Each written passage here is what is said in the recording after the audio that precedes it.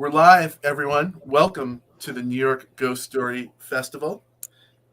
It is Thursday, January 12th, 2023. I'm going to run the opening credits while you take your seats and get ready, and we'll be back to talk with these great writers.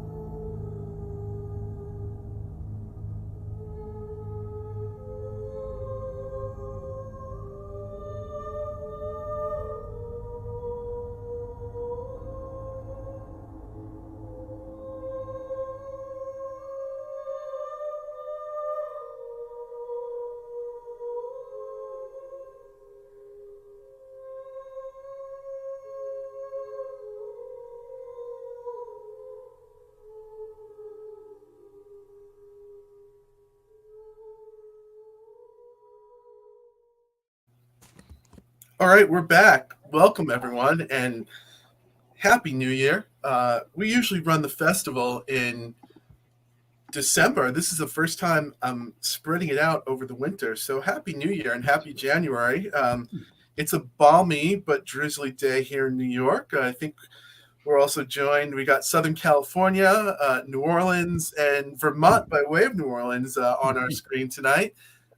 Looking in the comments, our friends from Athens, Georgia, Jacksonville, Florida, Springfield, Illinois are here. So welcome to everyone. I'm your host. I'm Daniel Braum. I'm the author of Underworld Dreams. I'm also the author of The Night Marchers and Other Strange Tales, which is coming out again this May from Cemetery Dance publications. And I'm really excited to be here with Jon Padgett, Alex Jennings, and Brian Evenson. How are you, everyone? Good to see you three. Good, thank you. Very good. Looking to see you. Thanks for having me. It's great to see you three, and looking forward to hearing your ghostly stories and talking ghosts with you three. So towards that, let's get right to the readings. Tonight's format is we're going to do a reading followed by a panel style question, followed by a reading, panel discussion, reading, panel discussion. And up first, we're going to hear from Alex. Alex Jennings was born in Germany and raised in Botswana, Paramaribo, Tunisia, and Columbia, Maryland. His writing has appeared in Strange Horizons, Podcastle, and Uncanny Magazine, among others, and he is a regular contributor to the magazine of fantasy and science fiction. He received the inaugural Imagination Unbound Fellowship at the Under the Volcano 2022 in Tebos. I'm sorry that I'm flubbing the name of the city in Mexico, which I'm ashamed of. But his debut novel, The Ballad of Perilous Graves, was published in June of 2022, and he lives and writes in New Orleans with his dog, Karate Valentino. What a great name. And you can find him over at alexjennings.net and at Magic Negro on Twitter and on Instagram. Welcome, Alex. How are you? Good. How are you? You're coming to us from Vermont tonight. Is that correct? From Maine, actually, from Freeport, Maine. You mentioned snow, and for some reason, I thought Vermont. You're with the Stone Coast, teaching at the Stone Coast program, if I'm not mistaken. Yeah. I'm off. I got the right program, wrong state. So, what are you going to read for us tonight? I'm going to read a short bit from my novel. When I was originally asked to do this, I thought maybe my novel wasn't enough of a ghost story, but I think you'll find that this section fits. Excellent. I'm really looking forward to hearing it. And I'm going to turn it over to you. You could introduce it a little bit more, and we'll be back to talk about it and talk about it with the panel when you're done. Absolutely. All right. So Casey Ravel's phone shrilled, startling him. It was his mother's ring. Casey crossed to the kitchen to grab the phone from the counter, then took it to the sofa. How you doing, baby? Casey raised his eyebrows. His mother's question brought him up short. A week or two ago, the answer would have been simple. Bad. I'm doing bad. My cousin Jalen's dead, and I can't figure out how to even begin picking up the pieces. But a lot had happened since then. I guess I'm okay, he said, and the more he thought about it, the more true it seemed. We haven't heard from you since the fire, his mother said. Your daddy and I thought you'd call if you wanted to talk. Nah, I get that, Casey said. I just didn't know what to say. I mean, most of the time you tell me to pray or read the Bible, and that never worked for me like it does for y'all. Casey, there is wisdom in the word. I believe it with all my heart. He could see her now in his mind's eye. These days, her medium dark skin seemed creased from use and not age. She wore her hair short, and in the past couple years, she'd given up dyeing it. So now it was a steel gray that Casey vastly preferred to a bottle black or brown. He thought of her on her daily walks around the mall or Centennial Lake.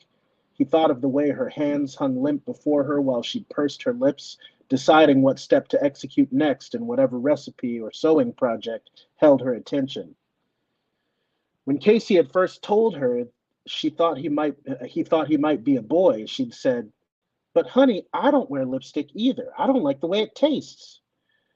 "Oh, I know, Mama," Casey said. "I don't mean it like that. The thing is, I called to talk to you about something we don't talk about much." In her silence, Casey sensed his mother prepare herself. How would he phrase this? "You talk to the dead." It was common knowledge in the family. Since he was very small, Casey remembered his mother recounting conversations with dead family friends and even a stranger once in a while. Casey had never been what he would call a believer, not in God or religion and not in ghosts. He had never felt that his mother was lying or somehow wrong about these encounters. She didn't like to call attention to them, and Casey had encountered and endured more than enough mental illness over the years to know she seemed utterly sane. She took a breath and held it for a beat. When she spoke, there was a slight stiffness to her voice. "I don't seek them out. They come to me." "What about Jalen? Have you heard from him?" "You know, I haven't," she said, thoughtful. "Not a word." "They didn't find him in the wreckage," Casey said. Do you think he could still be alive?" "Casey, I don't see how," she said. "Not everybody comes to me. He might have his reasons." After his conversation with Dr. John, Casey had no doubt that Jalen had survived the explosion. That knowledge wasn't comforting exactly, since jail was sealed somehow inside another world, but it helped to know that the craziness wasn't just inside Casey's own head. It was the next topic that Casey found difficult. Mostly when they spoke, he and his mother kept things light. In Casey's teen years, they'd locked horns more than once. His mother had even laid him out once or twice. Now things were on a more even keel, even if Casey's transition had been nearly impossible for his parents to grasp. Would she explode if he said the wrong thing? "All right," Casey said. "All right." He could tell his mother was parsing his words, trying to read his tone. It must confuse her that Jalen's death was suddenly so easy for him to discuss. "You know this city as well as anybody." "Yeah." "I don't know how else to say this," Casey said. "But have you ever heard about another New Orleans?" The one thing Casey hadn't expected was to hear his mother's sharp intake of breath. "Boy, what you mean?" Someone someone I trust told me that there's another New Orleans, right here, that we can't see it or feel it or touch it, but there's people living there, some dead and some not. "Your grandfather Deacon mentioned it to me," she said. "I thought he was just..." His mind started going after Hurricane Betsy. This must have been in 67 or 68, so I would have been 10 or 11. "Daddy Deke died of Alzheimer's?" "Well, I mean, I think so," his mother said. "Around the time I mean, he couldn't do nothing for himself. He lived with us in the house on Kerlerek, and there was a nurse, Miss Dottie, who cared for him, bathed him and fed him and all. Her voice took on a faraway tone as she remembered. I know it was after Halloween because I got into a fight with your TD Billy over the candy the night before. Oh, you know what? It was 68 because your mama and Daddy Gerard were both working, and we were in the Kerlerek house and not on. Mom, Casey said, I need you to focus for me, please. This is important. I apologize, she said. Her voice was a little brittle, and Casey couldn't help but smile. So that morning, I came downstairs after Billy already left, and Daddy Deke was just sitting at the kitchen table drinking coffee he must have made for himself. He used to call me his olive bush, and he said, Well, damn, Olivette, these days you more like an olive tree, ain't you, baby? By now, her seventh ward accent had emerged, which almost never happened unless she was drunk or very angry. I didn't know what to think, so I said, Daddy Deke, you feeling better? And he said, Well, there's good days and bad, olive tree, and I guess this is a good one. And I sat with him in the kitchen and ate cereal while he drank his coffee, and we just talked for a while. And I said, where's Miss Dottie? He said, Don't worry yourself none. I don't expect we'll be seeing her again. I asked what he meant, and all he would say is, Just a feeling I got. And then it was time to go. I said, You gonna be all right with nobody here to take care of you? He said, I got a delivery to make uptown. I'll be just fine. I said, Uptown? You can't go all the way up there by yourself. What if you get lost? And I remember clear as day, he said, Not our uptown, the other one. The hidden city in trouble, baby, and I got to do my part. And I went on to school. But Casey, yeah, Ma? When I got home, Mama and Daddy were both there. They told me Miss Dottie had died in the night, and so had Daddy Deke. They looked at me funny when I said he was fine when I saw him. I didn't realize until later he must have been dead when we sat together. That's why his mind was right again. But the thing he said about the hidden city, I just never thought much about it till now. Dead folks say all kinds of strange things. So he went to the hidden city after he died, Casey said. That's what he said. But why would Casey tried to square this with what he knew of the other New Orleans? If it had been created to protect New Orleans from Katrina, how? Wait, you mentioned a hurricane a few years before that? Oh, yeah, Hurricane Betsy tore New Orleans up in 65, baby. Wasn't nothing nice. The doctor had spoken of the storm, and Casey had assumed that meant Katrina. But Katrina wasn't the only storm ever to damage the city. He hadn't fully understood what the doctor had said, but maybe the storm was a sort of quintessential hurricane that was somehow all the storms that had tried to destroy New Orleans down through the generations. Now, that was the type of thing an orchestra of sorcerers might try to thwart using a powerful enchantment. You think Jalen's in the hidden city? Olivet asked. Yeah, Casey said. I do. Maybe that's why he hasn't reached out. He sucked his teeth. His next question was even tougher than the last. Mama, Mama, things are getting weird. Weird how? I don't. Mom, if you don't know what I'm talking about, you're going to think I'm cracking up. There's nothing wrong with you. Casey stopped short. How could she? When Casey told her he was a lesbian, she told him that woman who lies with woman as a woman lies with a man is bound for the lake of fire. When he'd failed chemistry in 10th grade, she told him he was lazy, too good to himself, that if he couldn't focus on something beside comic books and weed, he'd never amount to anything.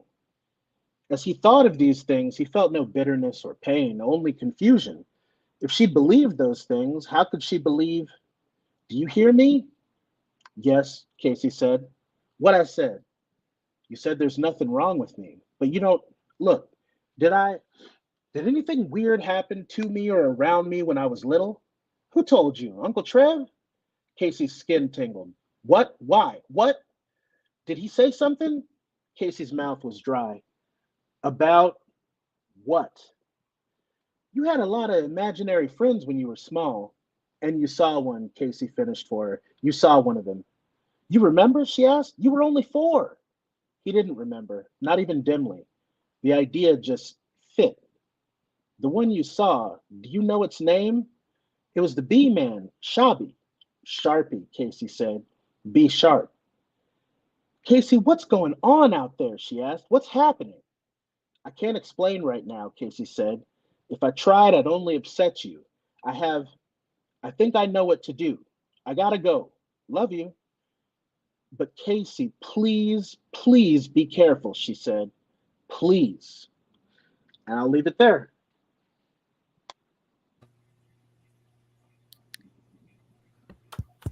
Unmuting our mics so you can hear us clapping. That was from, let's see if I don't cause a feedback loop holding it up to the screen. That was from the Ballad of Perilous Graves.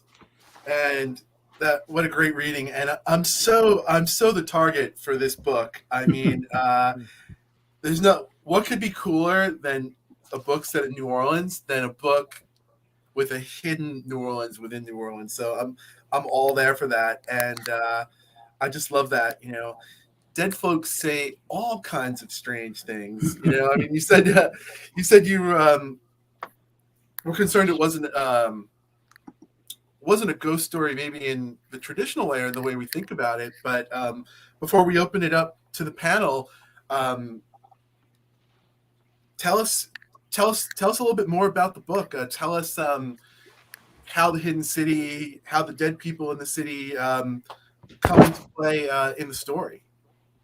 Well, I like to say that it's a blaxploitation Pippi Longstocking adventure through a version of New Orleans where music is a kind of sorcery.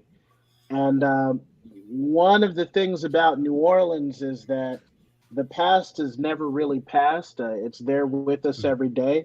People are always talking about what landmarks aren't there no more, and famous figures who have passed on. And so one of the things I love so much about the city is that the past is so present. And that to me automatically translates to ghosts. It also sort of commingles with the fact that my own mother speaks to the dead the way Casey's mother does. And so it seemed natural, if I was going to base a book on the city I love and my family who's so dear to me, that was going to come into play. So there's an entire dead side of town where spirits roam, and sometimes they interact with the living as well. Well, I have to come back to the second part of that, with your permission, in just a second, because I'm really interested. But I'm also really interested in the first half of that thought, which is brilliant. I love that the past is never really past, and that's what you love about New Orleans. And I live in a place that's not even a fraction as interesting as New Orleans. And right, that's the way I feel about everything being a ghost story. That seems to be like a recurring theme in this in all the episodes of this show. I mean, yeah, there's traditional ghost stories, and those old ghost story traditions are great, but what you just said there about how the past is never really past, I'm all for that. And before I ask you about talking to the dead, I have to say that notion of magic, that notion of the storm being all the storm out to get New Orleans, is just so brilliant and such an exciting depiction of magic. I mean, taking two of the things I love stories about hurricanes, and I love stories about magic. So it's just like I'm even more here for this. But if you would tell us a bit about growing up, if it's okay bounds to go there, about what it's like having a family member who talks to the dead like the character in your story. I mean, honestly, I don't know what it's like not to have that. I've got nothing to compare it to, but it's just a normal thing about my mother. It doesn't come up all the time. It's just a fact. And like Casey, I don't really believe or disbelieve in ghosts. I feel like I've never needed to cross that I or dot that T, but I know my mother's lying or mistaken about her experiences. So I just kind of let it go at that. And I don't know, sometimes it doesn't make sense to me which people contact her and which don't. But sometimes she'll go for years without hearing from anyone. Sometimes she'll meet several people in a short space, and it's really weird because she can actually see them as well, Hmm. and she's felt like it's gotten close to getting her in trouble before because she has to tell them like if they're acting a little bit wild to tone it down because she doesn't like to visibly react to their presence or speak to them out loud if she can help it. Hmm. Wow. Yeah. I mean, I believe, I totally, yeah, without knowing if I believe in ghosts or not, I believe you, and I believe in your mom, not even knowing her, right? Like I believe that experience is happening, and yeah, I guess it just you said you're not sure what it's like growing up not having that, and yeah, maybe a whole hell of a lot less less interesting to us people here who don't have that. But immediately, you know, it what comes up is what you said about how the past is never really past. Um, like my parents, they'll often invoke family members who are gone, in both, times of need or not even times of need, in times of casual. So maybe that's just maybe it's all a continuum of what we as people do, and maybe some of us are more in tune to it. Maybe some of us are not. Who knows? But yeah, it's just like a living. It sounds like just like a living, breathing um, ghost story, or having you living and breathing ghosts. Which I'll open it up to the panel. I'll tweak my question a little bit. I was going to say, how have ghost stories influenced you as a writer, or just influenced you? But I'll just open up at how have ghost stories, or even how have ghosts, if you want to say, influenced you as a writer. And we'll go around on the panel. That will start on the top of my screen, which is we'll start with Brian. How have ghosts or ghost stories influenced you as a writer, or just in general? Well, so I'll talk about both. I mean, I ghost stories have been really important to me, especially I think as a young writer, I was reading a lot of like early ghost stories. And I just read Valancourt puts out these Yeah, Victorian Christmas, the Christmas ones. Yeah. yeah, big Victorian Christmas ghost story books. I just read one of those, and it felt so nice to come back into that space, and it reminded me of stories. And in fact, I revisited a few stories that I'd already read before, like years ago. Any And of those popping into your mind? Some ones you read or revisited? there's an Elizabeth Gaskell story that was in the one I read, which is pretty good, and I'm not going to remember the title of it. And then it's funny because there's one that's about there's a bunch of ones just by anonymous people that Mm-hmm. and sometimes I'd read one and think, oh, someone else told me the story, but it wasn't this version.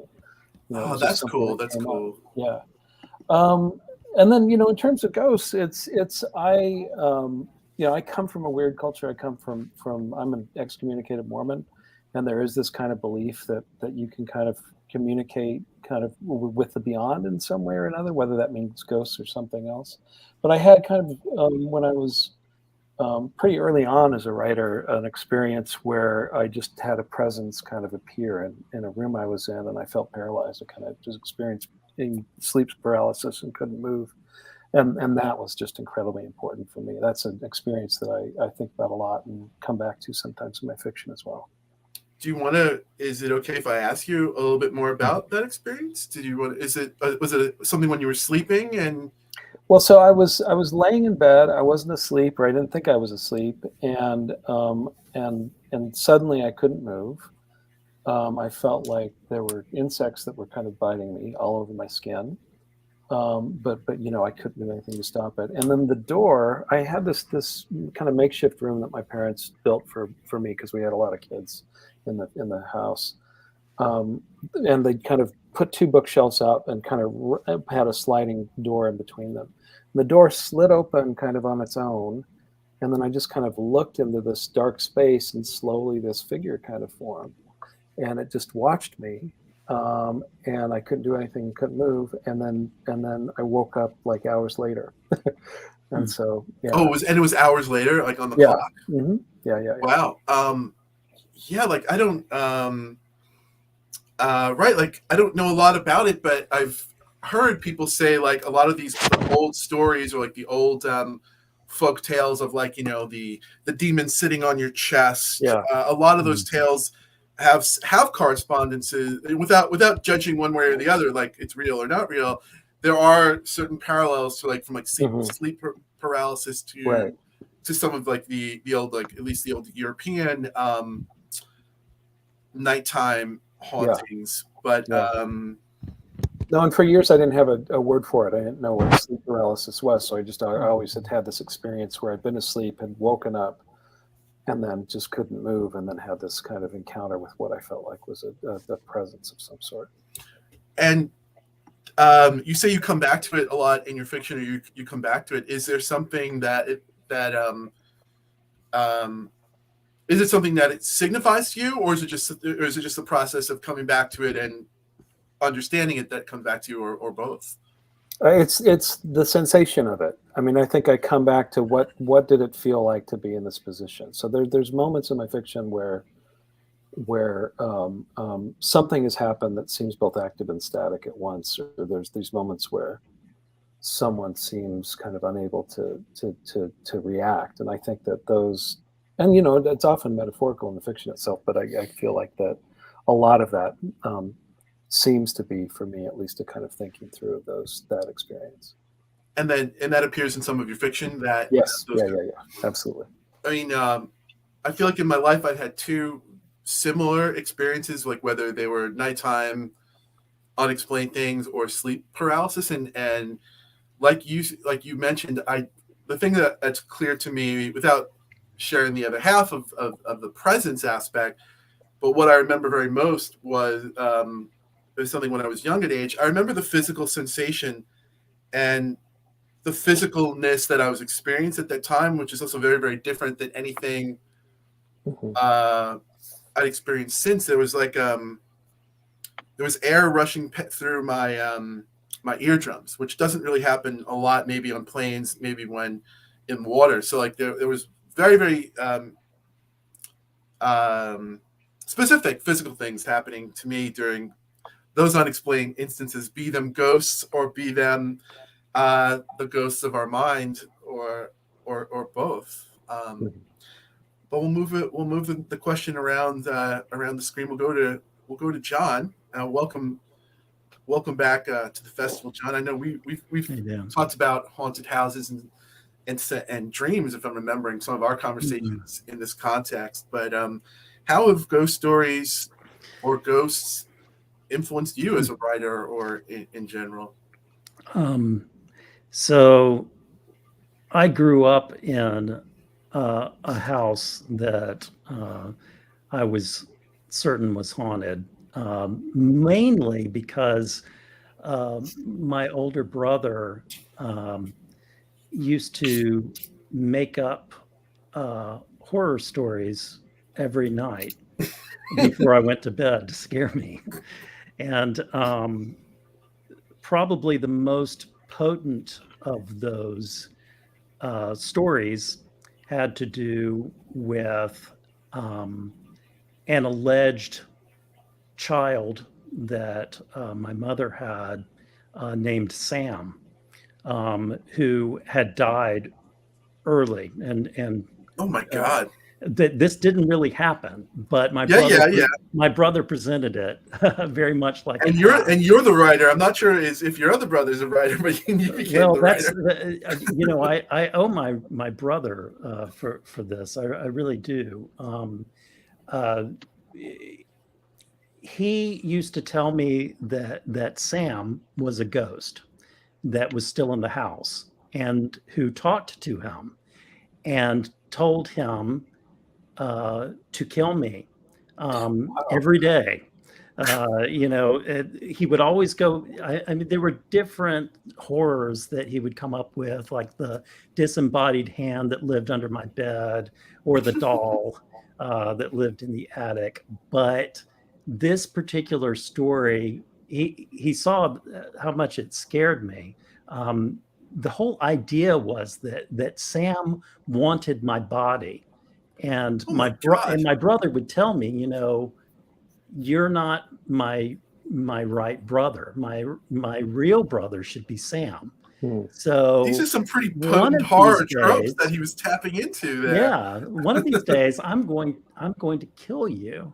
And he would sometimes say, Sam told me to, poke out your eye with an ice pick, or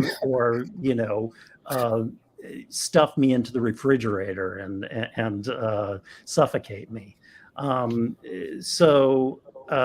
Yeah, I dealt with the specter of Sam that really, and even after many years had passed, that idea really stuck with me, and it really inundated the whole atmosphere of the house growing up, in a real way. And I have no doubt it also sent me down I already had a macabre bent, but his stories, and especially the story of Sam, really, really strongly affected me. So I've never told him thank you for that, because as a kid, it was a nightmare. But I really I'm kind do of have him to traumatized. thank. I'm traumatized just listening to you retell that story. I can't imagine being a kid and was he an older brother or a younger brher? Older. So I can't imagine that would have wrecked me.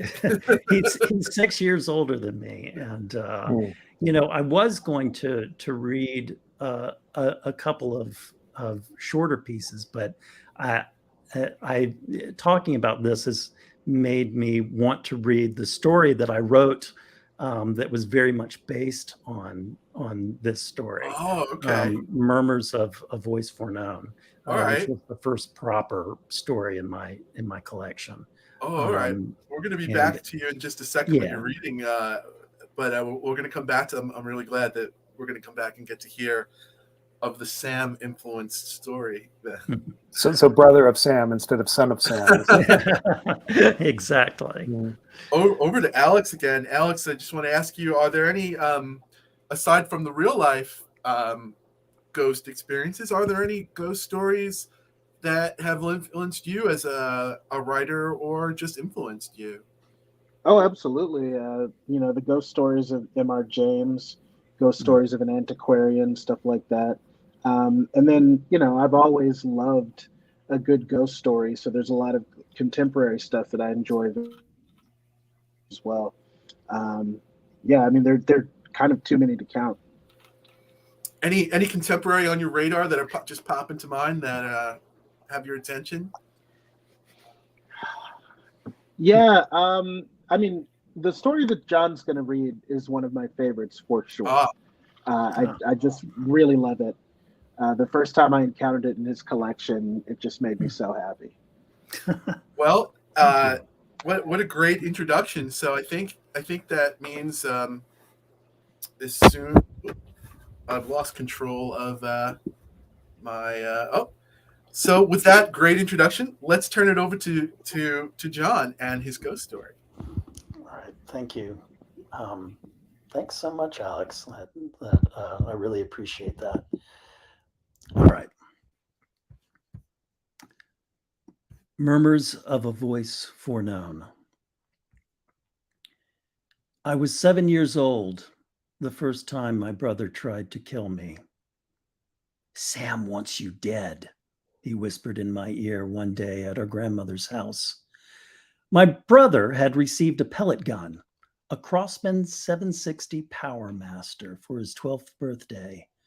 Soon after our arrival, I watched him fire the new weapon upon the rusted tin-roofed boat dock and wood pilings that lined our grandmother's expansive backyard and the rainbow-sheened canal beyond it. That was you, he would say, after each pellet hit its mark with a ping. My brother took aim from various positions around the yard as he fired the rifle.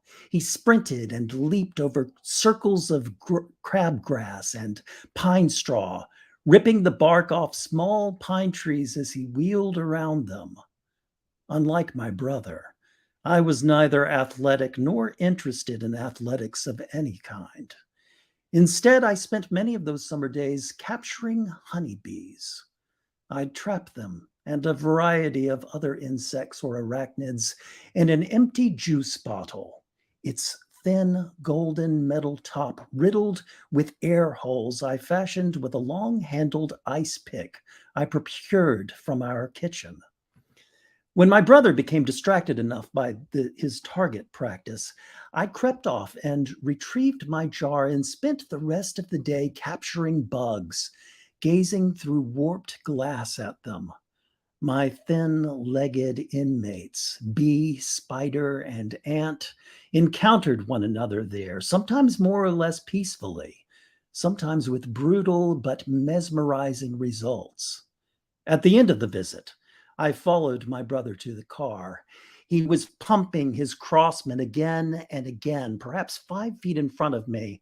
My brother stopped all at once and turned around, aiming his gun's black proboscis at my head. "Sam says, shoot out your eye." Then he pulled the trigger. If I hadn't covered my face with my hands, the pellet would have found its mark, causing permanent eye damage or worse. At the time, I was sure it would have killed me on the spot. I'm sure that was my brother's intent. Instead, the miniature bullet struck my right hand's middle fingernail, which exploded into bloody fragments. I looked down at the alien red nub of my nailless finger, my mouth open in a long howl of astonished disbelief. Mother meted out brother's punishment in short order. He received a long spanking on the spot via the brush, always on hand, administered by my diminutive mother, while the rest of the family, my father, my grandmother, and I, watched on. As usual, my brother chortled through the brush's every loud whack, grinning at me as if imagining his pain transmuted into the many torments he would soon inflict upon my body and mind. I was the younger of 2 children. Aside perhaps from my sullen father, no one wanted a new addition to the family less than my brother. I received more injuries and humiliations from him than I can recall during my early childhood.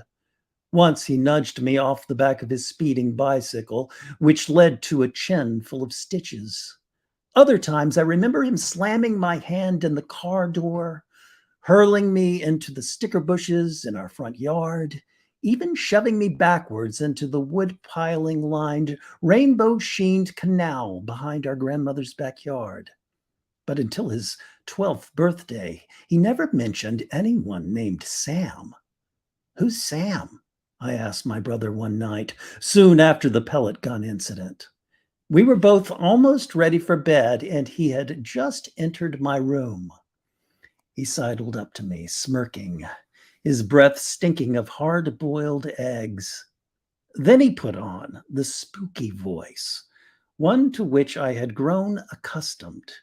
Each night, my brother filled my head with stories, sometimes about the bodiless hand that lived under my bed, crawling about on thin but powerful fingers, waiting for the ideal time to strangle me in my sleep. And then there was the grinning, living doll who resided in an old trunk up in the attic just down the hall from my parents' room. Oh, please excuse my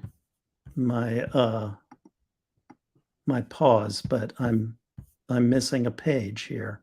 So I'm going to skip and continue.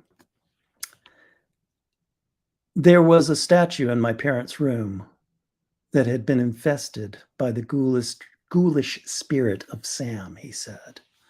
The statue sat in an attitude of eternal, uncanny glee on my parents' cluttered desk, and I had long feared it.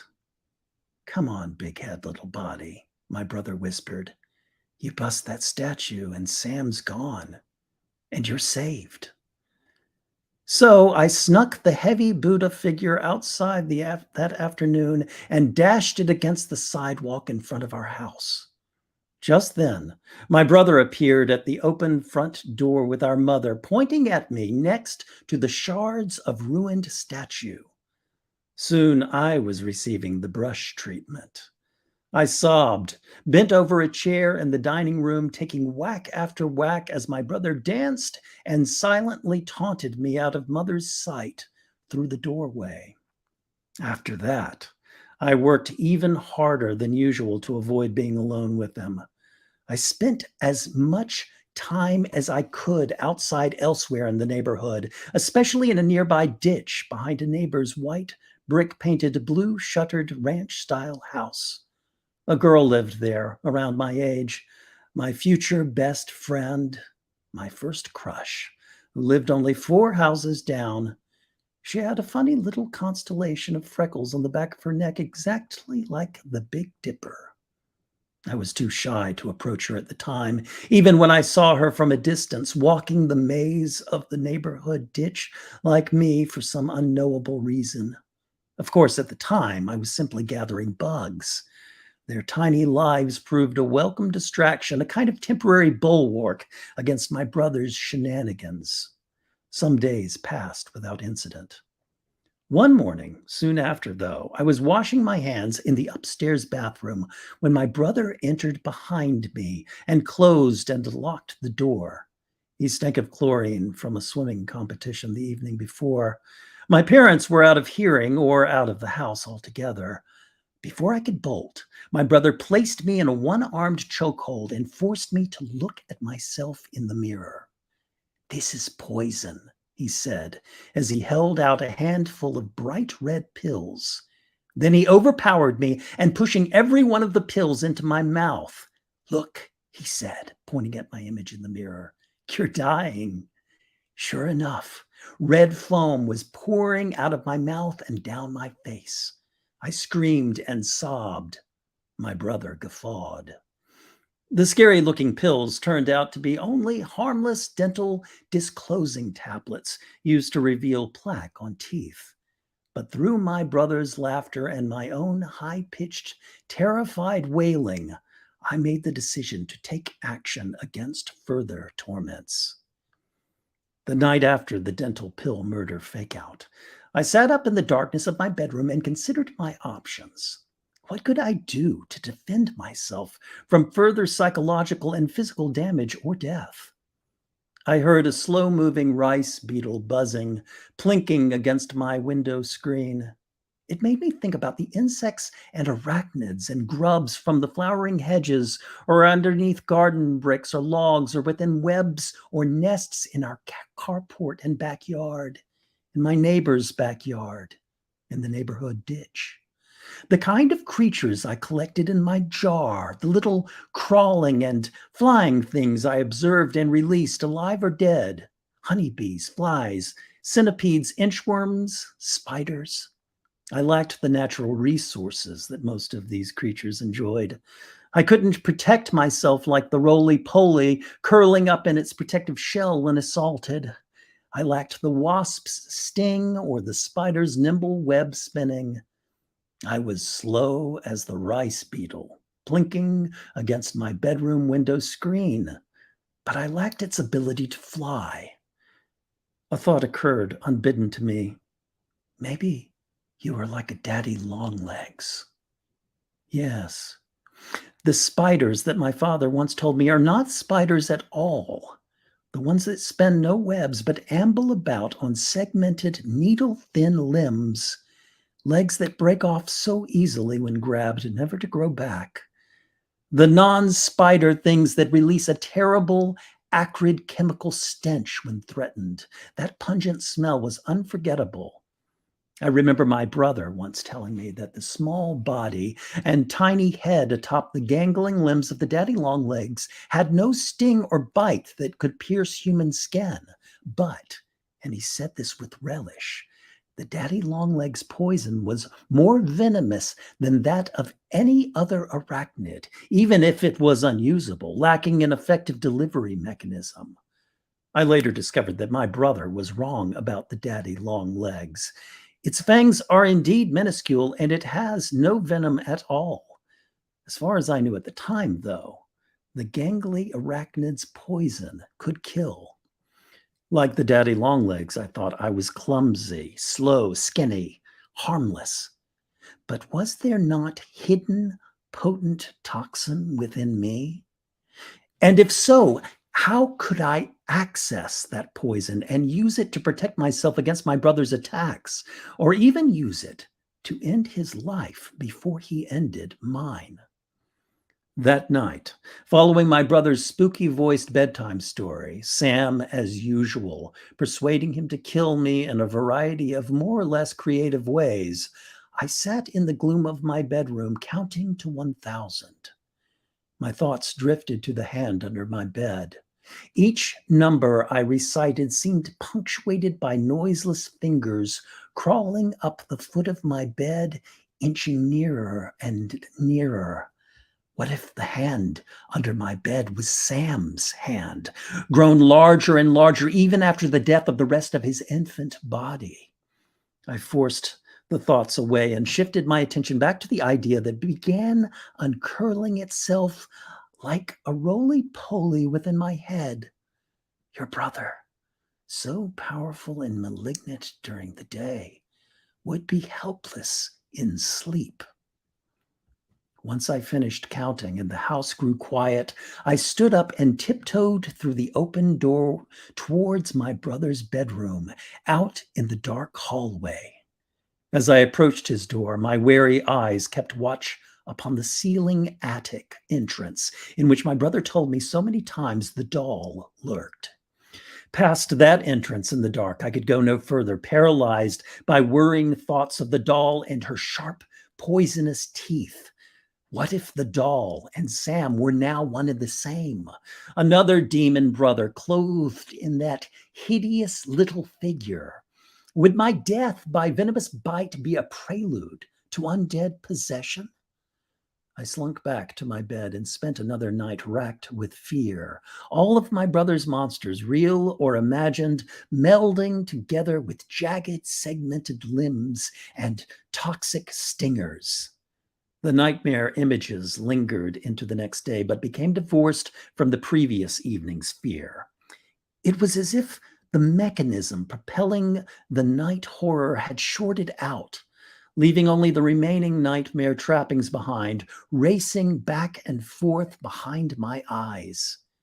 And behind those nightmare after images, my brother's hateful face, dark brown eyes shining. Remember the ice pick. Yes, the long-handled ice pick. I retrieved it from the kitchen drawer. With that weapon, I might stand a chance against Sam Hand, Sam Doll, Sam Buddha, Sam, my brother, whatever else might attack me in the darkness.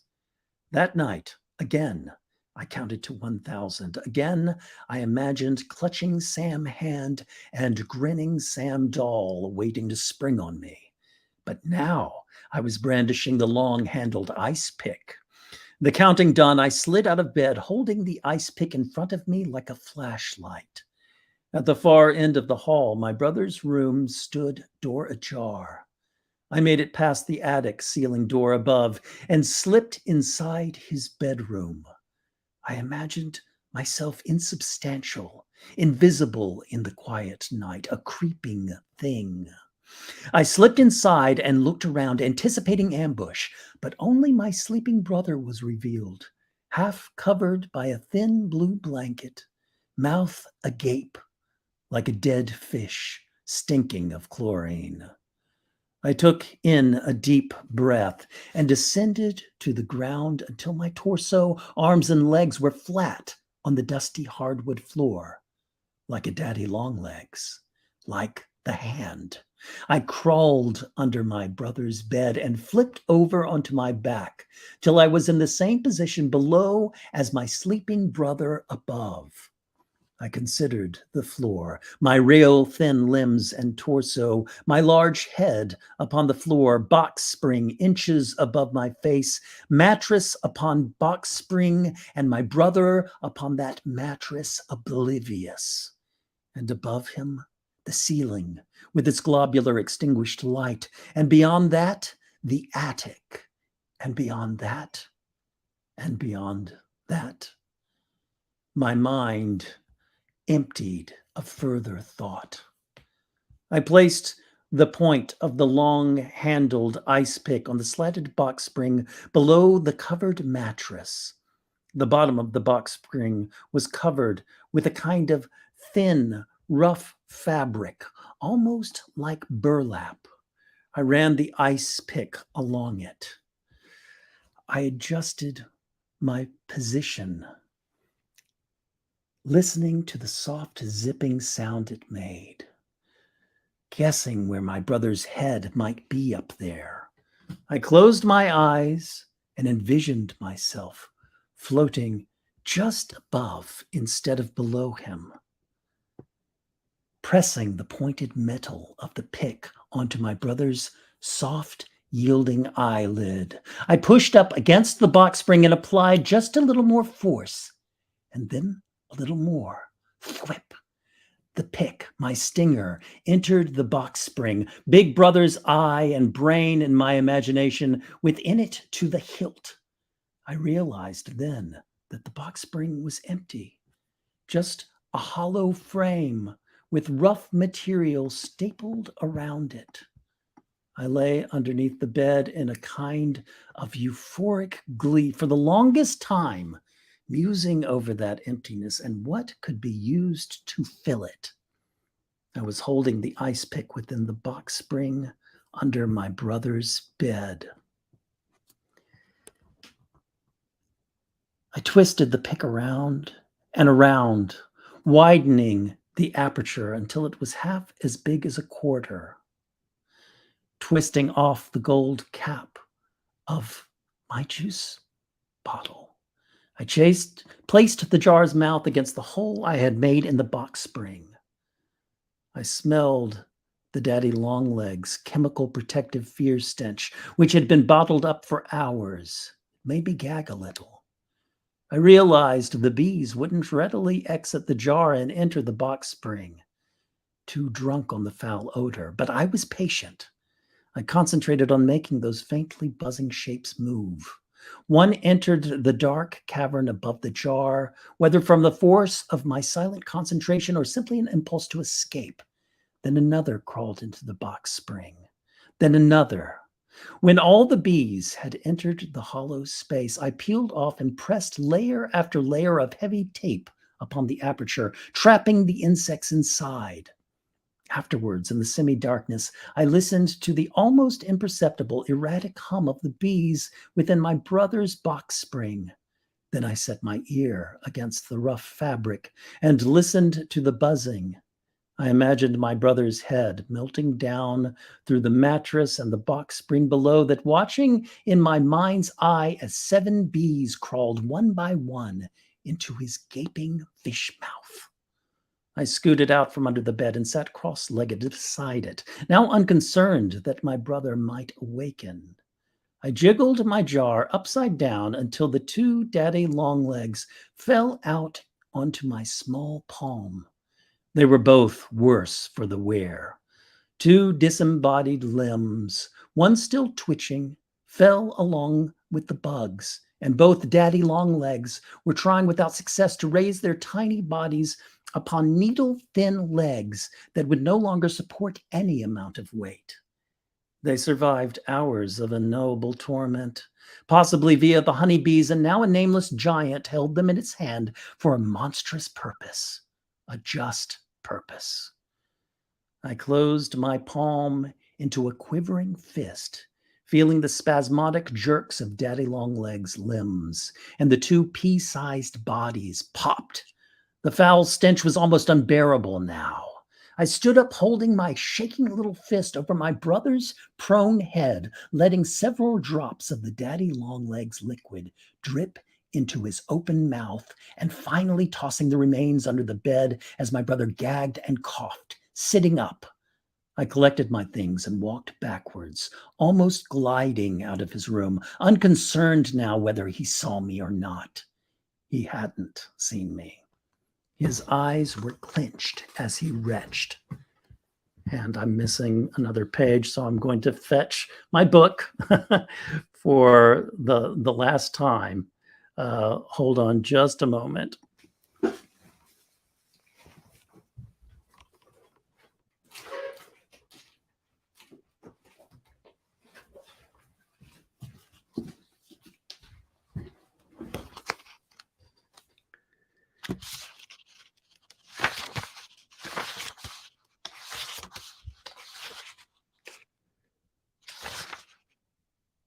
I collected my things and walked backwards, almost gliding out of him, unconcerned now whether he saw me or not.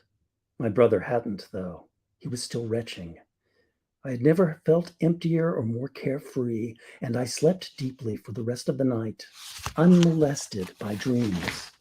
The next morning, my brother was sick in bed, complaining of a bad night's sleep, a sore throat, a buzzing in his ears, and a terrible taste in his mouth. I couldn't contain my glee when my diminutive mother told me about it. She scolded me for my giggling grin, but she didn't understand. I knew there was so much more to come. No one knew I had become more cunning than Sam, more secret, more poisonous than the doll. Later that morning, the first of a new childhood, I ate my colorful cereal, walked up the stairs, and paid my ailing brother a visit. His usually well-tanned skin appeared pale and wet as he sat up in bed. I watched him shaking his confused head, twisting an index finger inside his right ear. The Daddy Longlegs stench still hung in the air. "You look bad," I said, ambling up to his bed, sniffing. "And you smell bad, too. Maybe Sam decided you'd make a better home for him than I would." But my brother didn't reach over and stick a knuckle into my scrawny shoulder or twist my injured finger this time. He only averted his shifting, dull brown eyes from my unblinking, eager ones. "Bro, look," my brother said. "Sam isn't real. I mean, I won't kill you. I would never really kill you. I know you won't kill me, bro. But one day I'm going to kill you." And one day I did. And that's it.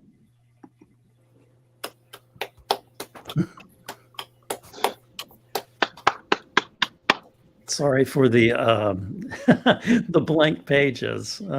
Missed some of the narrative, but hopefully everybody understood pretty much. And your brother becomes a ghost. Yes. Well, Wow. and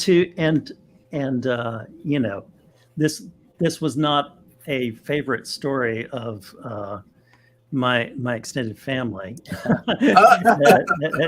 as you might guess, but just to be clear, there was plenty that was fictionalized, including any kind of death threats. I was gonna say, what an older brother thing to do to you, but Yeah. you struck back, John. You struck back with that story for sure. What a great story and what a great reading. I'll send a question to you before I open up a question to the panel. Question about, you're no stranger to weird fiction and no stranger to genre fiction. Why do you feel ghost stories lend themselves to weird fiction and to the tradition of genre, and dovetailing with that, why do you think there's been a shift over time, if there even has been a shift of ghost stories, perhaps starting off like with Dickens and M.R. James's Ghost Stories for Christmas? Why has there been a shift of ghost stories being maybe the mainstream to being maybe literary, and then over the centuries and over the decades to kind of where they are right now? If there has been a shift at all. Hey, feel free to. It was a chunky question. Feel free to take any bites of it that you want. Well, I can only speak for myself, but I know that I'm not the only one who feels at times the sense of, as Emily Dickinson said, nature as a haunted house.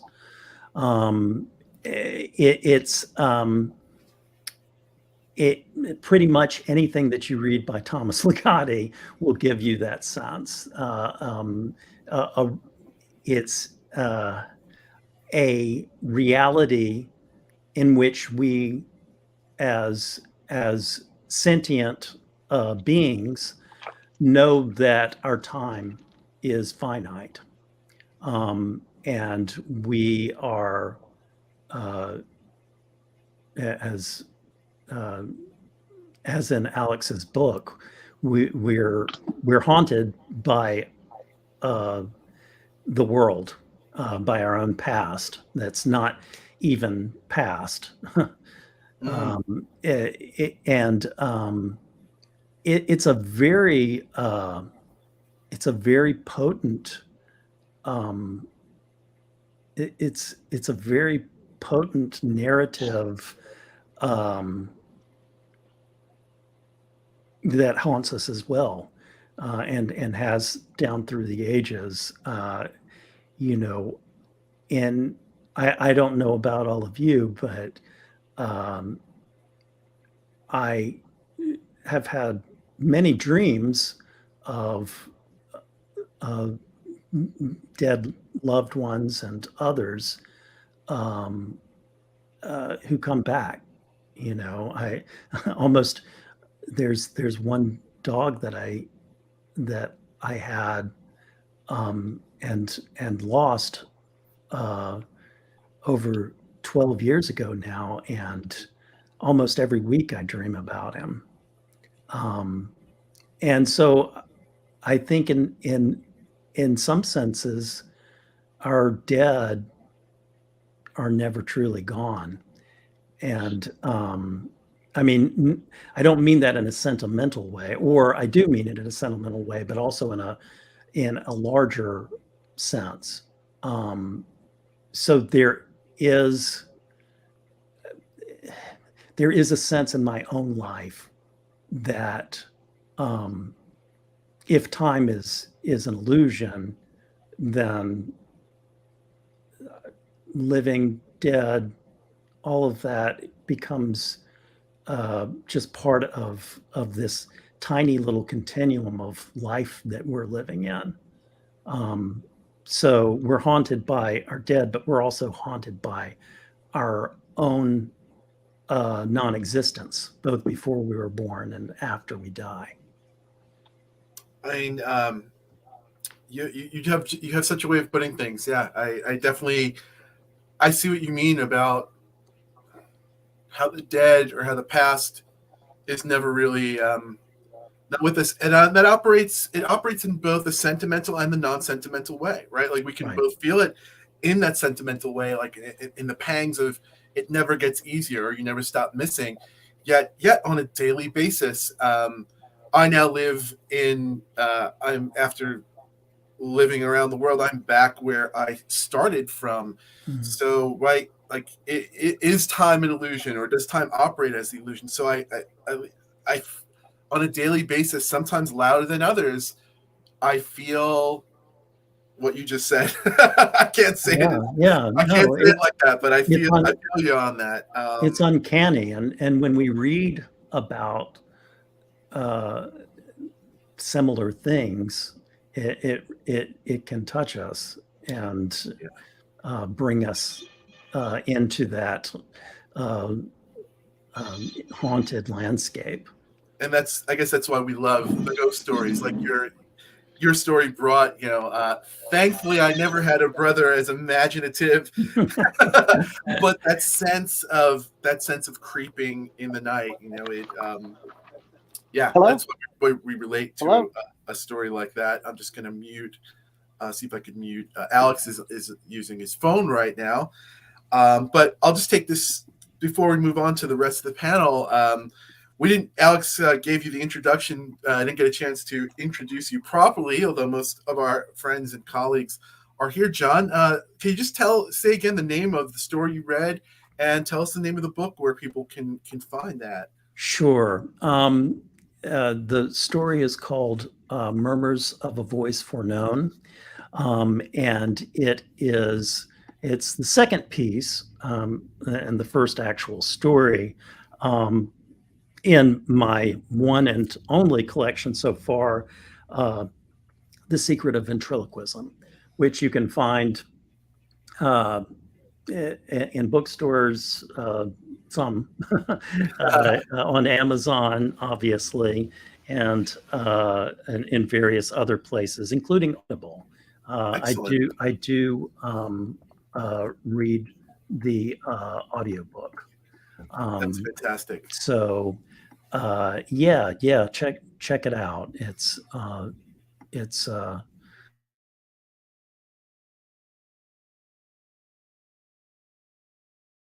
and we're going to talk about everyone's projects just after this next panel question. But before I move it over to the panel, I just want to say you got a lot of wows in the comments. I think the system doesn't allow for that, but I just want to say that we've got our friends and colleagues from Oregon, from the West Coast, from New Jersey, from Puerto Rico saying hello and saying wow to everyone's readings. And I see some of our friends and some of our writer friends and colleagues, Erica, Joshua, Joanna, and Ken are here. So hi to everyone, and thanks for joining us. I'm having a great time listening and talking about all this stuff. So let's move it around. Let's take it up to Brian on the top of my screen. Why do you think ghost stories lend themselves to weird fiction or to today's genre fiction so well? And why has there been a shift, or has there even been a shift at all over time? I think there probably has been a shift. I think one of the reasons they lend themselves so well is, ghosts are interesting because they're both in our world and not in our world at the same time. And so there are these kind of liminal beings. There are these things that are kind of between, and that we have a hard time kind of just pinning into one space or one place. And I think the way I think of weird fiction, so much of weird fiction is very much interested in that as well. Just this notion of the thing that both is and isn't the thing that it seems to be. The idea of things that somehow there's something uncanny about them, or something that's complicating their identity in some way. It fits into everything we're talking about the sleep paralysis and the ghost. Is it one? Is it the other? Right. I think it pops up in fiction, at least the kind of fiction that I like, and I think maybe we might talk about a story or two later on in the program that I love when that presents itself in fiction as well as life. Yeah. And then, in terms of where it's going or how it's changing in contemporary times, I think that's a really good question. I think people are still writing ghost stories. They're doing interesting things. I think a lot of people are kind of complicating ghost stories in some ways and pushing them a little more to the margins of what we traditionally think a ghost as being. Or there's people like John Langan's latest collection, Corpse Mouth, has these stories in them that have kind of what I think of as ghost stories, but they just have a different feel to them than a lot of things that I've read before. And so I think it's not that I think that there probably is not as much interest in the super traditional ghost story, even though you still get those sometimes, and a lot more interest in thinking about what are the edges of this, what are the margins, what else can I do, how else can I explore it.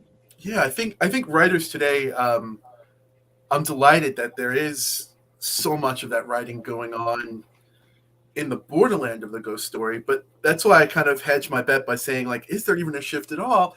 Yet in pop culture, which I still pay attention to. I mean, I was just looking for a movie to watch with my folks who are elderly, and they're not genre people at all. And we popped on the Anya Joy Taylor flick last night in Soho, which is still, it's a mainstream flick. It's a mystery, it's a thriller, yet it's still it was a ghost story. It's still operated as a ghost story, and as such, my folks who I take a sort of like a stand-in for the mainstream, they still just swallowed it whole and enjoyed it. So like that's why I say, like, maybe there is something that we're hardwired to connect to it, or hardwired to accept it, even if it's just presented as the movie of the week, instead of presenting it as oh, here's this niche, here's this esoterica, as to just like, oh, it's a story, and yeah, here's the part with the ghosts. Like still one of my favorite ghost stories is A Christmas Carol. It's just so smooth and organic. It's just like, hey, here's the MC ghost, and he's going to introduce you to the three other ghosts, and it's it's just the story. As much as I love how writers over time have done so many amazing things with it, like Libra's The Smoke Ghost, just starting to change what a ghost story could be, and just all the different things ghost stories could do. Alex, why do you think ghost stories lend themselves to weird fiction or genre fiction, and how do you think they've changed over time, and if they've changed at all? I mean, I do feel that they, like, as we've learned more about the world, concepts like ghosts have been kind of pushed more to the fringes of things. They're not as widely accepted to be real as they used to be. But at the same time, I think we're beginning to realize that some of the first fiction was genre fiction, and some of the irreal tropes and things like that offer a broader palette for figuration in fiction. And so why would you deny yourself that completely without a really good reason? And I think we're seeing people think that way a lot of the time these days.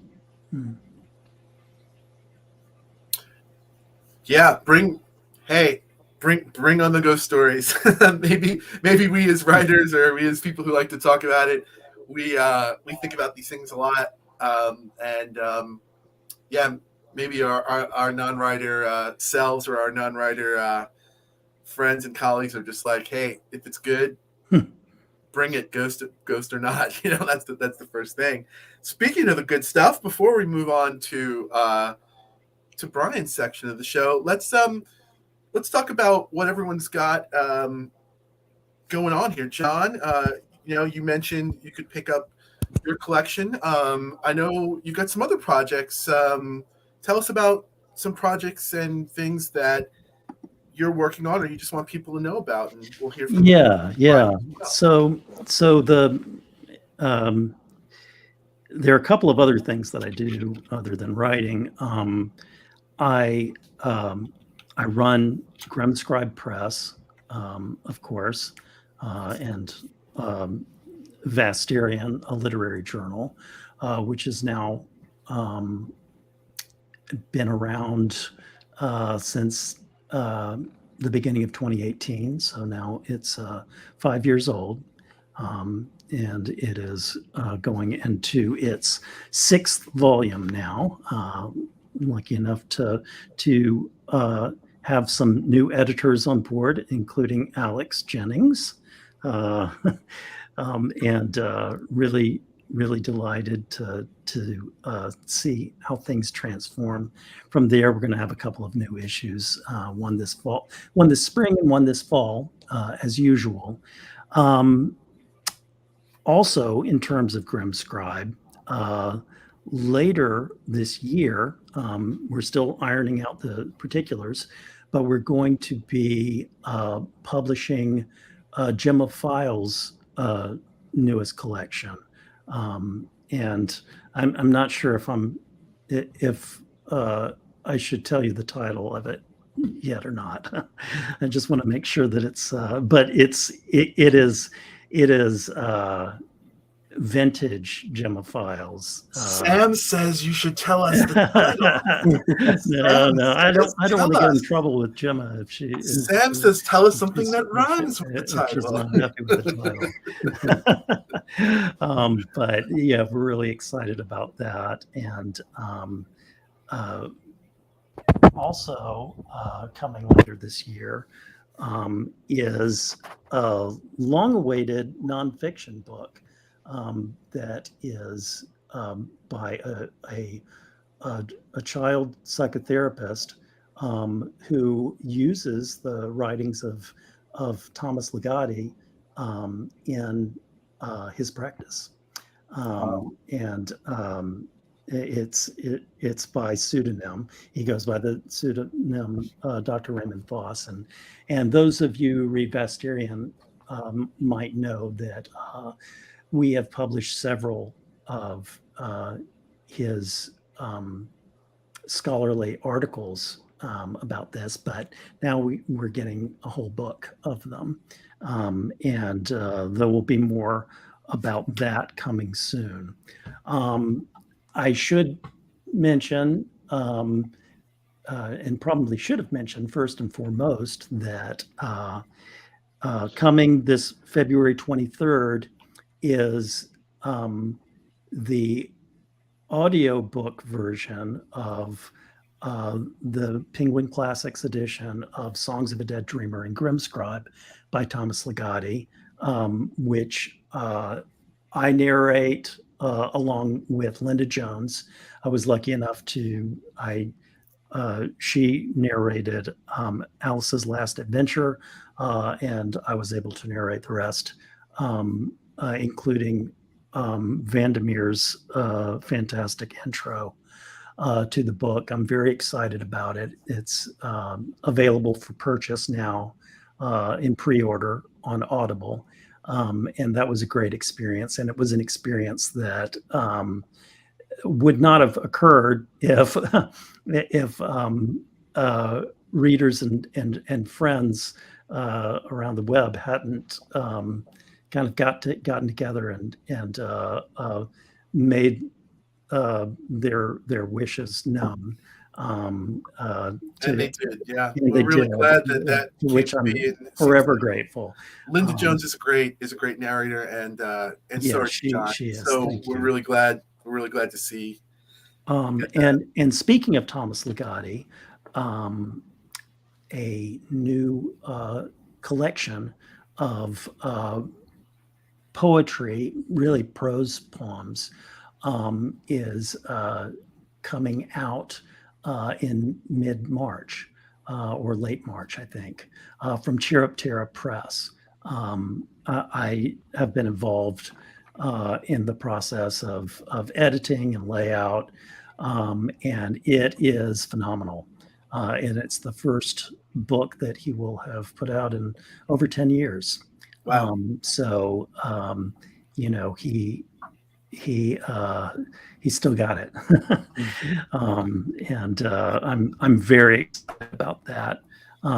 More Cadabra records are coming out that I've narrated.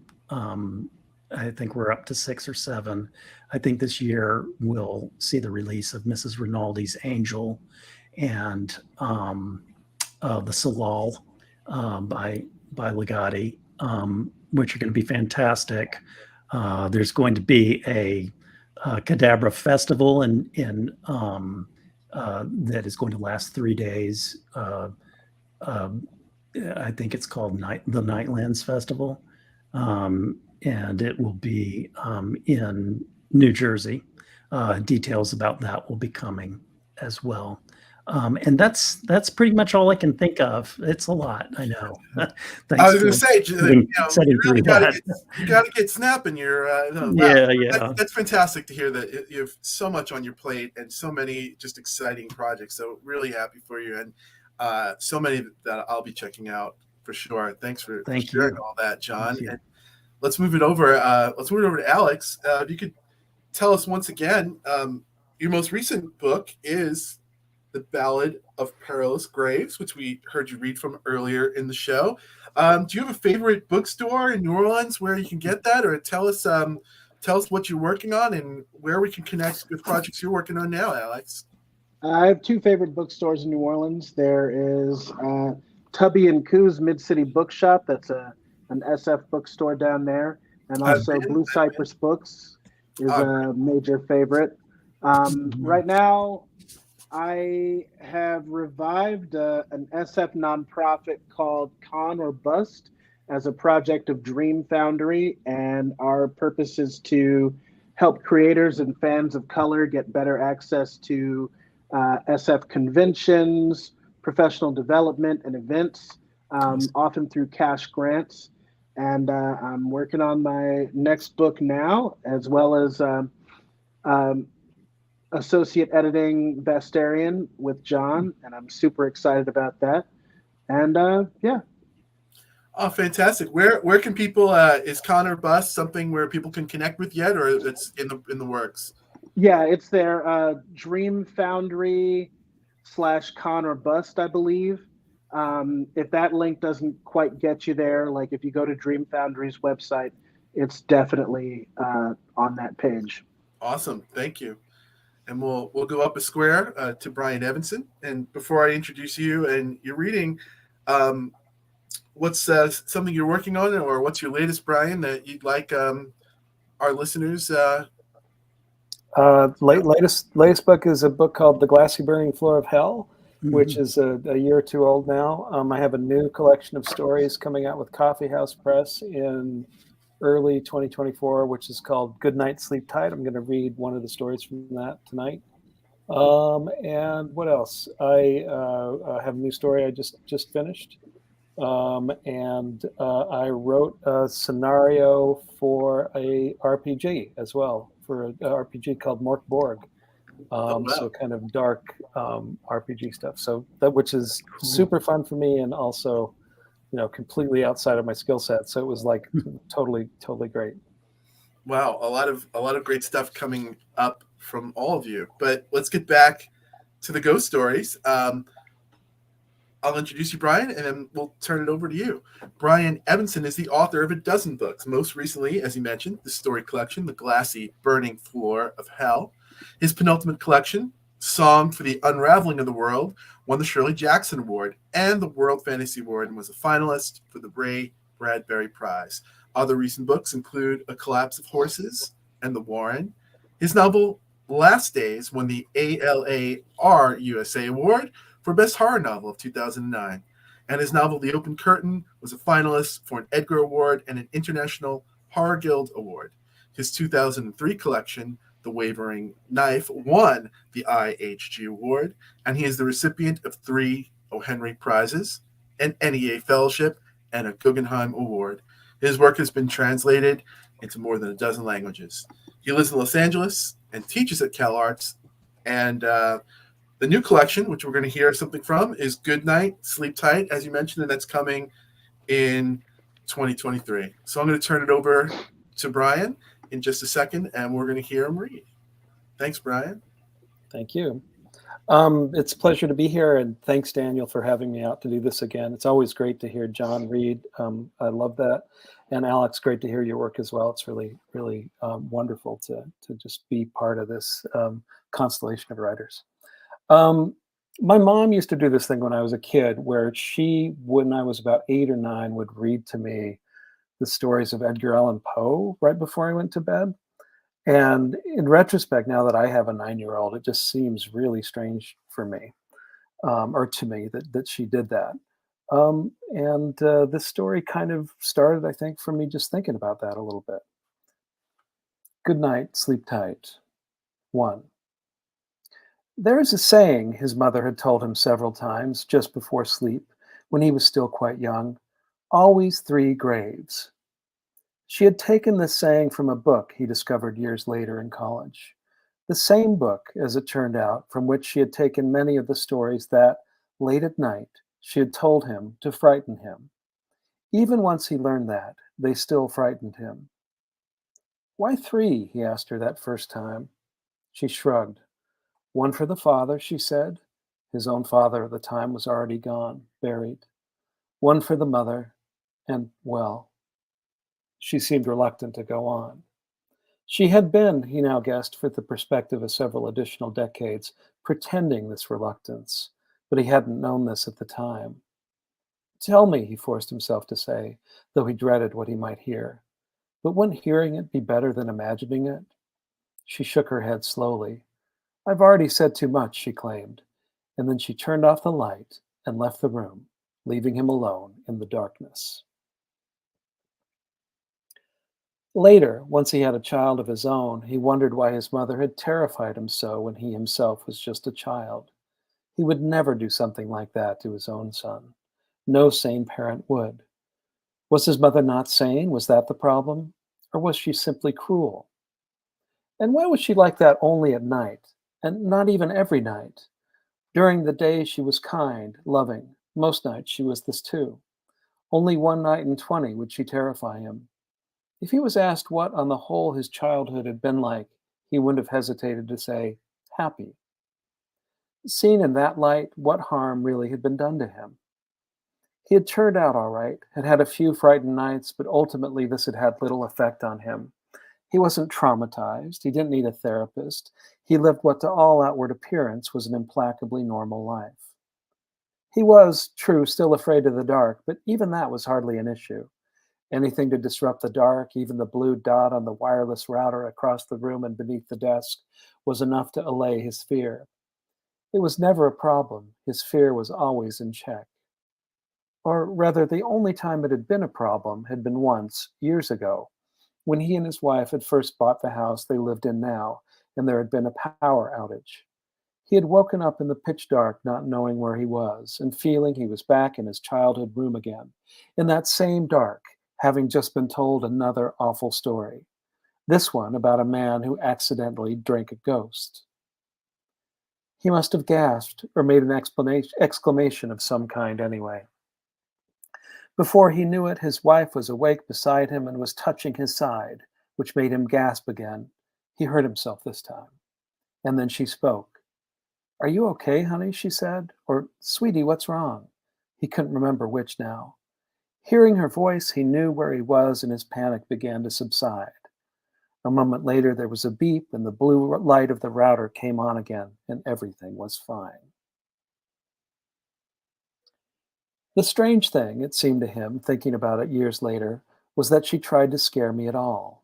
She never did during the day, never even said boo to him, was never anything but kind. So why at night? Not every night either, not one night in 10, perhaps one in 20, but with no real regularity, so he could never predict when it might be coming. No matter the night, she would come in first and read to him, nothing scary, just a normal kid's book pulled from his shelves. She would read to him and then tuck him in, kiss his forehead, and leave the room. She would turn off the light on the way out the door. But on those nights when she was going to frighten him, even though she flicked the switch down as usual, the light somehow stayed on. He did not know how this could be. He had tried to make the switch do this himself, but never could. And she always acted, too, like the light had gone off properly, as if she believed herself to be leaving him in darkness. "Good night," she said. "Sleep tight," and closed the door. But a few minutes later, the door would silently slide open again, and she would come back in, taking her place without a word in the chair beside the bed.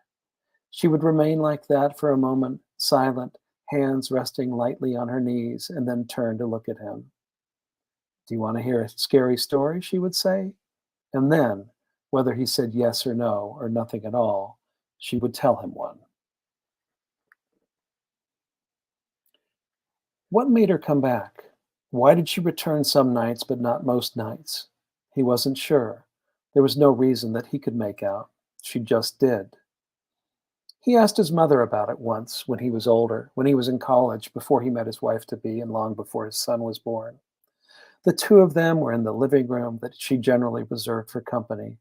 But now that he was away at college, he qualified, he supposed, as company. In a lull in her recitation of neighborhood gossip, he had asked, Why did you used to tell me those scary stories? She gave him a strange look, as if genuinely surprised.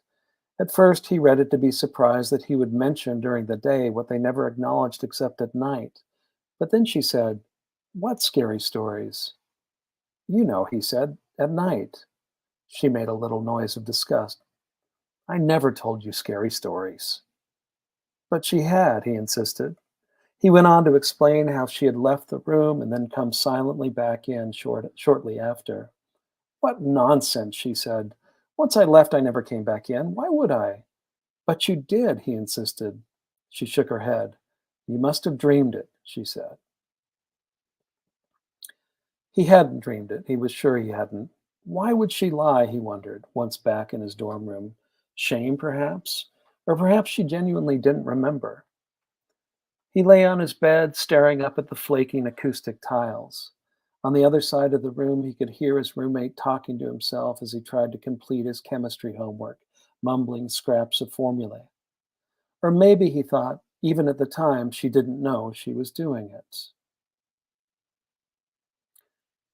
One story she told was about a creature that looked human, but wasn't. Mostly it couldn't be distinguished from a human, but it was, so she said, capable of atrocious self-distortion. To him, very young, the phrase sounded like a spell. It was capable, for instance, his mother said, of growing as tall as the ceiling, and then across it, and then lengthening itself down the wall. You can walk into a room only to find it behind you and above you and before you all at once. The worst thing to do is notice it. If you notice it, well, what choice does it have but to fall all around you and do away with you? She gave him a smile, or half her mouth did anyway. The other half tried to smile, but failed. "Good night," she said, and turned off the light and left him alone in the dark. Another story, this one told slowly in almost hypnotic tones, about a boy. A boy not unlike yourself, his mother said, and smiled. A boy who went into the woods and crawled into a hole he found there, and found at the bottom of that hole not roots and grubs and rocks, but a long, glittering passageway, illuminated by torches and lined down one side in mirrors. The boy had heard enough fairy tales to feel optimistic about where this passageway would lead. Walking along it, his reflection pacing beside him in the mirrored glass, he dreamt of piles of gold, enchanted princesses, witches and ogres and other villains that he would defeat with one deft twist of his clever mind. He was so caught up in his thoughts that he did not notice that even though the mirrors had come to an end long ago, his reflection still walked beside him, more and more solid, matching him step for step, indistinguishable from him in every detail, except that the creature that used to be his reflection couldn't smile properly. Every time it tried to smile, it came out glittering and terrifying, little shards of mirrored glass in place of teeth. His mother stopped speaking, rocking slowly in her chair, staring at nothing. "When did he notice?" the boy finally asked. "Eh?" said his mother, coming to. "Only when it was too late." "Too late for what?" His mother stretched, stood. She went to the doorway and lingered in it a moment, then reached out with what seemed an unnatural slowness and switched off the light. "Let's just say," said her voice out of the darkness, "that someone who either was the boy or who looked like the boy came back down the passage a few hours later, spattered with blood. When he reached the part of the hall that was mirrored, it made no reflection of him at all." His mother claimed to have never told him that story either.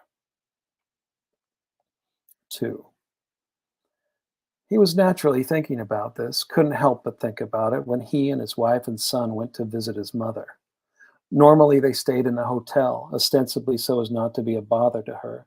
But the real reason, a reason which he didn't share with his wife or his mother, and certainly not his son, was that he was worried his mother would offer to read a bedtime story to his son, worried too about whether she would frighten him once she was done, just as she had done to him growing up.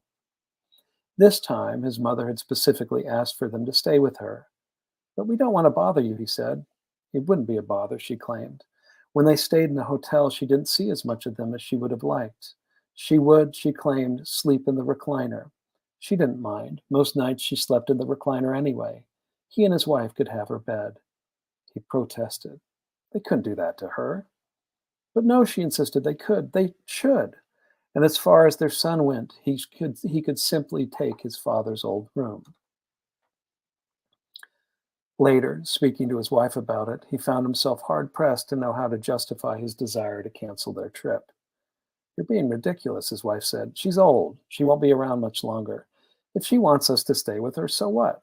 If it gives her satisfaction, we should say yes." "But what if she tells our son stories?" he asked, hearing even as he said it how ridiculous it sounded. "What's wrong with that?" "Scary stories," he said. His wife laughed. "Your mom," he said, "that sweet old thing, she would never do something like that." And yet she had, he wanted to say. She did it to me. But since he had never managed to say this to his wife before, he did not feel like he could start now. It would sound like a lie he was saying to get his way. Still, when he called his mother back to tell her they'd be staying with her, he couldn't stop himself from telling her there'd be one rule. "Rules?" she said. "No scary stories," he said. "You can read to him and even put him to bed, but you can't scare him, not like you used to do it to me." She made a disgusted noise. "This again," she said. "You and your delusions. I thought we'd moved past them long ago." "Promise," he said, ignoring her. "Of course I promise," she said. "I'd never scare any little boy and never have." "What about," he started. "I never have," she said firmly. "But I'm getting off the phone now," she said, speaking louder. "I'm expecting a call. If you don't want to stay with me, then don't, but be honest about it. Stop making up these ridiculous stories to justify it." But she had told him those stories. She had. Yes, it didn't sound like something she'd do. Yes, it was hard to believe it had happened unless you had been the boy in the room forced to listen to them. But if you were that boy, which he was, you knew she had told them, even if you couldn't convince anybody else. It upset him that she denied it, that she continued to deny it after all these years. If she would just admit it, that would be enough. It hadn't damaged him. He wasn't traumatized. He didn't need a therapist. He was okay. He was normal. He was. And yet this nagged at him, nagged and nagged. It stood in the way of him and his mother having a real relationship, and had been in the way ever since he was 8. They went. They stayed with his mother, that lovely old harmless old lady that wouldn't hurt a fly, but who had periodically terrified him when he was growing up. And they weren't even her stories. She'd stolen them out of a book. Did that make it better or worse? She made them a lovely meal, and they sat at the table and chatted with her about the neighborhood gossip until the moment his wife looked to him and said, "You're awfully quiet tonight." He was awfully quiet. He was lost in his thoughts. He was thinking about what he'd have to do to catch his mother telling scary stories to his son. But he rallied, joined the chatter. Better to do that. Better to do nothing suspicious, nothing to give himself away.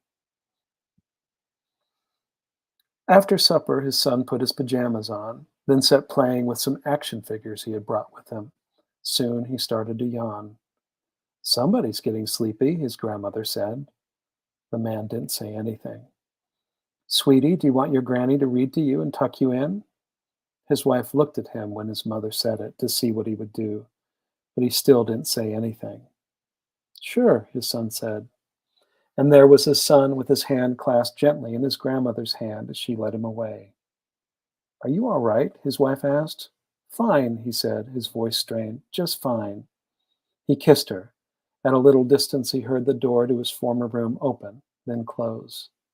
They hugged, then separated. "I'm going to take a shower," his wife said. "I'll be along in a little bit," he said. "I'm going to read." But he did not read. Instead, he snuck into the dark hall that led to his son's room, stationing himself at one end of it. He would, he believed, be invisible to anyone coming out of the bedroom. And if not, he could pretend that he was just going to or coming from the master bedroom, which was at the other end of the hall. He could hear his mother's voice, gentle, a distant murmuring from his old room. He could see a sharp line of light beneath the door. Some time went by. After a while, his mother came out. "Good night," she said from the doorway. "Sleep tight." She walked toward him. And then, without seeing him, even though she came just 5 or 6 feet away, She turned out of the hall and into the living room. I should have reached out and touched her, he thought. Then I would be the one scaring her. The thought made him smile. But no, that wasn't why he was there. He needed to be patient, to wait. From his vantage, he could see his mother. She was in the recliner, sleepy, leaned all the way back. She was reading, but her head jerked a little each time she almost nodded off. She wasn't going to go back in, he thought. There was no point waiting. They might have to stay with his mother 20 nights before anything happened. He had accomplished nothing. He was getting tired. He rubbed his face. He should have scared her after all. And then suddenly he thought he heard something down the hall. His wife, maybe? He peered through the darkness, and yes, there was someone there, near his son's room. And despite the darkness of the hall, his eyes had adjusted enough to see that it was his mother. How did she creep so quietly from her chair, he wondered. Almost involuntarily, his eyes flicked toward the living room. There, in the chair, was his mother. Panicked, he looked back at his son's door. The light in his son's room was on now. He could see the band of light under the door. And there, outside of the door, was his mother, too. She was in the chair and in the hall at the same time. He took one shaky step forward, then found abruptly that he couldn't move. He tried to speak, but the sound came out strangled and weak, hardly a sound at all. From down the hall, his mother was looking at him, her eyes glittering coldly in the dark. There was something off about her smile, even in the dark, about one side of her smile. To the other side of him, in the living room, out of sight now, he could hear his mother, his other mother, snoring softly. The mother outside the door reached out. It seemed to him that her arm stretched a little longer than an arm should be able to stretch before her hand closed around the doorknob. She eased the door open and silently entered his son's room, his old room, leaving him helpless, still unable to move, alone in the dark. Thank you.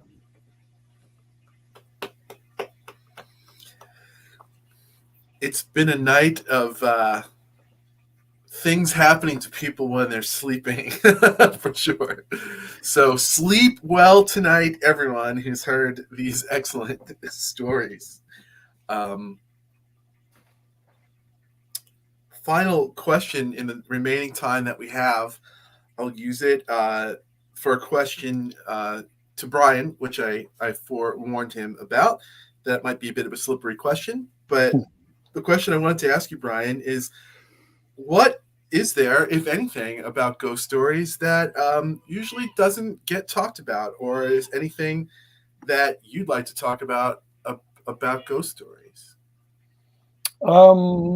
Well, so I tend to like, I think one thing that people think when they think of traditional ghost stories is you have the ghost, there's something's gone wrong, something has to happen for the ghost to be put to rest, and then everything can be okay again. And I love the ghost stories where people try to do that and it just doesn't work. Either the ghost is just so pissed off it has no interest in it, or also, there's just no. Those delight me too, to no end. Yeah. There's so I like that. The ones where you think you have this process that can kind of save you, and it just doesn't do it. I want to hear what yours are. That the one that just popped to mind. I didn't even think about it before, but have you read 20? Was it I think it was Joe Hill's first novel, Heart-Shaped Box. Yeah. Did you read that one? I did. Yeah. I love it where it's like, it's the haunted. I think it's the haunted suit or something, and you think the story's coming to an end. Like, oh, I know. We'll just burn the suit and get rid of the ghost. And that's really the inciting incident of the story. It's like the ghost is just like, thanks, that was the one thing that could stop me. So let's have at it. I'm like, oh, I love that's so satisfying. Yeah, I like that reversal too. There's that early Joe Hill story too, called American Horror Story, I think is what it's called. Yeah. Something like that. Where the main protagonist is someone who knows a lot about horror, but you get the sense that maybe it's not going to help him in the long run. It kind of ends with him, kind of the beginning of being about to find out. Yeah, that collection, 20th Century Ghosts, is also great. 20th Century Ghosts, that's the name of the story. Sorry, yeah. I love that concept of what you just said, both in ghost stories and both in just fiction as in general, where where it doesn't work out. There's nothing. Nothing is pleasing as a plan. Yeah. A plan gone awry. I think the other thing that's really interesting is if you read ghost stories from outside of your kind of immediate experience, you just there's codes that you just don't know. So I picked up this book of Malaysian ghost stories recently, and it's like there's so specific varieties of ghosts that if you're from that culture you probably know, but I don't, and so as a result it's like the things that someone from the culture reading it might find reassuring just is unsettling to me in a new way, which I really like. Yeah, they just seem totally uneasy or just totally alien. I probably can't seem to make it through one of these broadcasts without mentioning one of my favorite foreign ghost stories is in an unlikely spot. I'm going to probably mess up the era of Godzilla films, but I think it's one of the more modern, the 90s era. I think it's the Heisei era of Godzilla films. And it was one of the Godzilla versus Mechagodzilla films where, it seems like the typical Godzilla camp. Like, we'll build Mechagodzilla out of the bones of the previous dead Godzilla. And, you think, all right, here's the plot. We're going to fight. But then the plot switches to, since the Mechagodzilla was built out of the bones, the Mechagodzilla is actually haunted and it won't fight. That's the plot. The plot is we have Mechagodzilla, but it won't fight. And I was just like, oh man, like that was just so alien and so profound and so ghostly and so so pleasing. That's great. So pleasing to me. But yeah, it just shows the borderlands of ghost stories of what we think of as the chilling ghost. We must lay it to rest. What does it want? What is it telling us? And those are satisfying and like who doesn't like that? But yeah, there's a world of exciting ones out there as well.